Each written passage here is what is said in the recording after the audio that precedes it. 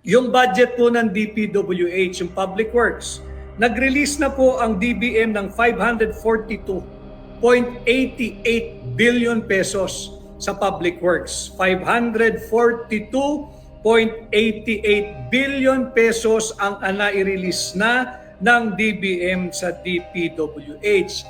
Ang equivalent po nitong 542.88 billion pesos ay 41% ng buong budget ng DPWH para sa buong taong 2025. Yung 542.88 billion, ito po'y 41% ng 1.088 trillion allocation o pondo ng DPWH. January pa lamang ho, release na ng DBM ang 65% ng ating 6.326 trillion pesos budget.